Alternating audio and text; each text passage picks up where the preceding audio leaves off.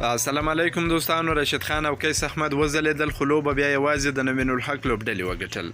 د انګلستان په ویټالیټي بلسټ سیالۍ کې په بیګانۍ لوبه کې رشید خان، قیس احمد او نوین الحق یو ځل بیا ویکټ اخیستی دی، خو لوبه بیا یوازې د نوین الحق لوبډلې ګټلې ده او د رشید خان او قیس لوبډلو بیا پرون ماتې وخوړه.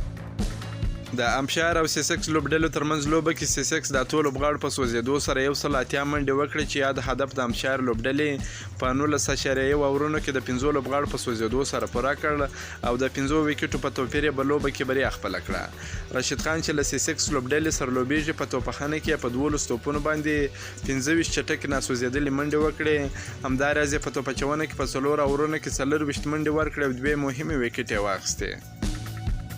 د ګلیمرګن او کینټ لوبډلو ترمنځ لوبه کې بیا ګلیمرګن د 5 لوبغاړو په سوځېدو سره 190 منډې وکړې او په جواب کې د کینټ لوبډلو ټوله په 18.2 اورونو کې د 155 منډو په جوړولو سره وسوځېده چې د 15 منډو په توپیر ګلیمرګن لوبه کې بریا خپل کړه.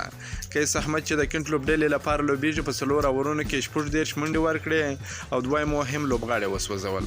همداراز په توپخانه کې په 3 توپونو باندې 4 منډې وکړې.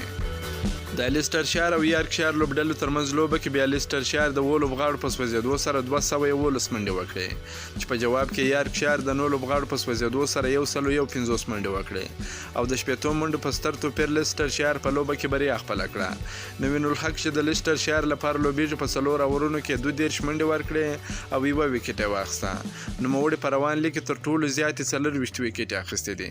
که مو دا ویډیو خوښه شوې ویډیو در سره لایک کړئ، که په دې چینل کې نوی یاست افغان خوشحال یوټیوب چینل هم در سره سبسکرایب کړئ. د نور تازه معلوماتو لپاره هم زموږ سره اوسئ. تر بلې ویډیو پر د الله پامان.